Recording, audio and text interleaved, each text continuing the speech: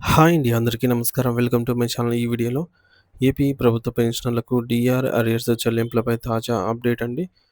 So, ఇలా చేయండి అంటూ అప్డేట్ రావడం జరిగింది. సో, దీనికి సంబంధించిన పూర్తి వివరాలు ఈ వీడియోలో తెలుసుకుందాము. వీడియో అయితే ఎక్కడే గానీ స్కిప్ చేయకుండా ఎండ్ వరకు చూస్తేనే అప్పుడు ఇన్ఫర్మేషన్ పూర్తిగా అర్థమవుతుంది. అలాగే వీడియో చూస్తున్న ప్రతి ఒక్కరు వీడియోకైతే లైక్ చేయండి ఫ్రెండ్స్. ఈ వీడియోని తోటి పెన్షనర్ మిత్రులతో అయితే షేర్ చేయండి. కొత్తగా మన ఛానల్ చూస్తున్నవారు ఇంకా ఎవరైనా సబ్స్క్రైబ్ చేసుకోకపోతే వెంటనే మన ఛానల్ అయితే సబ్స్క్రైబ్ చేసుకోండి. సబ్స్క్రైబ్ చేసుకోవడం వల్ల నేను చేసే ప్రతి ఒక్క వీడియో మీ వరకు రీచ్ అవుతుంది. ఇక ఆలస్యం చేయకుండా వివరాల్లోకైతే వెళ్ళిపోదాము. ఫ్రెండ్స్, ఇక విషయానికి వచ్చినట్లయితే ఈ మేరకు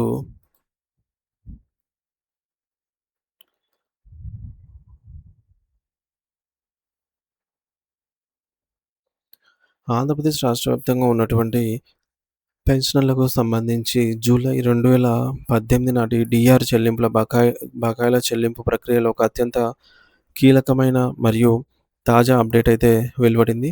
ఇప్పటికే ఈ నెలకు సంబంధించిన చాలా బిల్లులు అయితే మే నెల 4వ తేదీ మరియు 5వ తేదీల్లో సిస్టమ్‌లో అప్‌లోడ్ అయిన సంగతి మనందరికీ తెలిసిందే. అయితే తాజా సమాచారం ప్రకారం మే నెల 12వ తేదీ రాత్రి 10 గంటల సమయంలో ట్రెజరీ అధికారులు మరికొన్ని అదనపు డీఆర్ బిల్లులను అయితే సీఎఫ్ఎంఎస్ పోర్టల్‌లో అప్‌లోడ్ చేశారు. దీనివల్ల గతంలో బిల్లులు అప్‌లోడ్ కాని వారికి పెన్షనర్లకు ఇప్పుడు కొత్తగా పే స్లిప్స్ జనరేట్ అయ్యి ఉంటాయి. కాబట్టి పెన్షనర్లు వెంటనే తమ మొబైల్ లేదా ఆన్‌లైన్ ద్వారా పే స్లిప్‌లను తనిఖీ చేసుకోవడం చాలా ముఖ్యము. ఇక్కడ మనం గమనించాల్సిన విషయం ఏమిటంటే, ఈ విధంగా మళ్ళీ బిల్లులు అప్‌లోడ్ అయ్యి పే స్లిప్స్ జనరేట్ అయ్యింది. సో, అందరికీ కాదండి. గత సంక్రాంతి పండుగ సమయంలో అంటే జనవరి 2026 నాటికి ఎవరికైతే వివిధ సాంకేతిక కారణాల వల్ల డబ్బులు జమ కాలేదో అటువంటి వారికి మాత్రమే ఇప్పుడు ప్రాధాన్యత ఇచ్చి బిల్లులను అప్‌లోడ్ చేస్తున్నారు. అంటే గతంలో సర్వర్‌లో డేటా సరిగ్గా నమోదు కాకపోయినా లేదా ఇతర సిస్టమ్ ఎర్రర్స్ వల్ల ఆగిపోయిన వారికి ఇప్పుడు ఈ యొక్క అవకాశం లభిస్తోంది. అయితే పెన్షనర్ మరణించిన సందర్భాల్లో వారి వారసులకు రావాల్సిన బకాయిలు మరియు బ్యాంక్ అకౌంట్స్ క్లోజ్ అయిన వారి విషయంలో ప్రభుత్వం ఇంకా తుది నిర్ణయం తీసుకోలేదు. అటువంటి వారికి ప్రస్తుతానికి బిల్లులు అప్‌లోడ్ కావటం లేదు. మరియు పే స్లిప్స్ కూడా జనరేట్ కావటం లేదు. వీరి సమస్యలను పరిష్కరించడానికి ప్రభుత్వం ఇప్పటికే అన్ని జిల్లాల ట్రెజరీ అధికారులకు, డీటీఓస్‌కు ఒక ప్రత్యేక మెమోని జారీ చేసింది. మరి దీనిపై అధికారులు త్వరలోనే స్పష్టత ఇచ్చే అవకాశం ఉంది. ఎవరికైతే ఇంకా డీఆర్ అరియర్స్ జమ కాలేదో, ముఖ్యంగా ఫ్యామిలీ పెన్షనర్లు కొన్ని ముఖ్యమైన చర్యలు తీసుకోవాల్సి ఉంటుంది.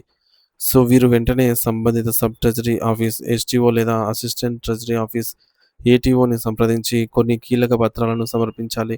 ఆ పత్రాల వివరాలు ఏమిటంటే, మొదటగా మా హక్కు డీఆర్ బకాయిలు జమ కాలేదు అని వివరిస్తూ ఒక అప్లికేషన్ ఇవ్వాలి.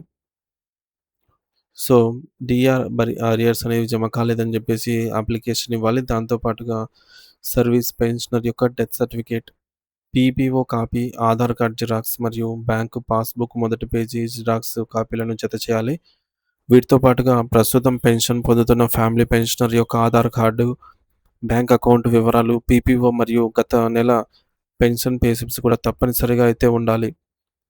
మరి వీటన్నిటిని డీటీఏ గారు తాజాగా ఇచ్చిన ఉత్తర్వుల కాపీతో కలిపి అధికారులకైతే అందజేస్తారు.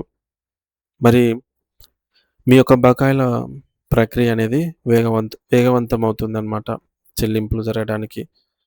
మరోవైపు ఏపీ పెన్షనర్లకు ఆదాయపు పన్ను, ఇన్‌కమ్ టాక్స్ మరియు ఫైలింగ్ విషయంలో ప్రభుత్వం ఒక హెచ్చరిక జారీ చేసింది. దీనికి సంబంధించి ఇచ్చినటువంటి చివరి తేదీ జూలై 31, 2026 నిర్ణయించారు. ఆదాయపు పన్ను శాఖ వారి పోర్టల్ మే నెల 20వ తేదీ తర్వాత ఎప్పుడైనా ప్రారంభం కావచ్చు. కాబట్టి పెన్షనర్లు తమ వద్ద ఉండాల్సిన సమాచారాన్ని ఇప్పుడే సిద్ధం చేసుకోవాలి. ముఖ్యంగా 2025 మార్చి తర్వాత పదవీ విరమణ చేసిన వారు ఫైలింగ్ చేసేటప్పుడు చాలా జాగ్రత్తగా ఉండాలి. నూతన ఆదాయ పన్ను ప్రకారంగా ఒక ఆర్థిక సంవత్సరంలో పెన్షన్ ఆదాయం అనేది 12,75,000 దాటిన వారికి మాత్రమే పన్ను వర్తిస్తుంది. ఈ యొక్క పరిమితిలోపు ఆదాయం ఉన్నవారు ఎటువంటి పన్ను చెల్లించాల్సిన అవసరము లేదు. అయితే పన్ను పడకపోయినా సరే సంవత్సరం పెన్షన్ మరియు బ్యాంకు వడ్డీలు అన్నీ కలిపి రూ. 4,00,000 దాటిన వారు తప్పనిసరిగా ఫైలింగ్ అనేది చేయించాల్సి ఉంటుంది. 2025 మార్చి తర్వాత రిటైర్ అయిన వారు ఆ సంవత్సరంలో తాము డ్యూటీలో ఉన్నప్పుడు తీసుకున్న జీతం మరియు రిటైర్మెంట్ తర్వాత తీసుకున్న పెన్షన్ రెండిటిని కలిపి చూపించాల్సి ఉంటుంది. గతంలో పే స్లిప్స్ ద్వారా ఫైలింగ్ చేసే సదుపాయం ఉండేది.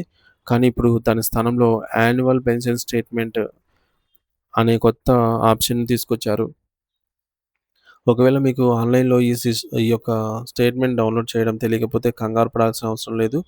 మీరు నేరుగా మీ యొక్క బ్యాంకుకు వెళ్లి 2025 మార్చి నుండి 2026 ఫిబ్రవరి వరకు స్టేట్‌మెంట్‌ని తీసుకోవచ్చు. లేదంటే బ్యాంక్ పాస్‌బుక్ ప్రింట్ చేయించుకుంటే కూడా సరిపోతుంది. గతేడాది అక్టోబర్ నెల డీఏ పెరగటం వల్ల అప్పటి నుండి పెన్షన్ అమౌంట్‌లలో మార్పులొచ్చాయి. కాబట్టి మీరు ఈ యొక్క 12 నెలల పెన్షన్ లెక్కించేటప్పుడు ఇప్పుడు వచ్చినటువంటి డీఆర్ అరియర్స్‌ను కూడా అందులో కలిపి చూపించాలి. అలాగే పదవీ విరమణ చేసినప్పుడు మీకు వచ్చినటువంటి గ్రాట్యుటీ లేదా ఇతర బెనిఫిట్స్ వివరాలను కూడా ఈ ఫైలింగ్‌లో పేర్కొనాలి. అయితే వీటిపై ఎటువంటి పన్ను పడదు. ఆదాయపు పన్ను పడేవారు జూన్ నెలలో లభించే ఫార్మ్ 16 ఆధారంగా ఈ ఫైలింగ్ పూర్తి చేయాలి. రాష్ట్ర వ్యాప్తంగా ఉన్న సుమారు 85% మంది పెన్షనర్లకు ట్యాక్స్ పడే అవకాశం లేదు. కానీ నిబంధనల ప్రకారంగా ఈ ఫైలింగ్ చేయడం ద్వారా భవిష్యత్తులో ఎటువంటి నోటీసులు రాకుండా అయితే చూసుకోవచ్చు. పెన్షనర్లు తమ పే స్లిప్‌ను ఎప్పటికప్పుడు చెక్ చేసుకుంటూ అధికారులు సూచించిన పద్ధతులలో తమ బకాయిలను మరియు పన్ను వివరాలను సకాలంలో పూర్తి చేసుకోవాలి అనైతే కోరడమైనది.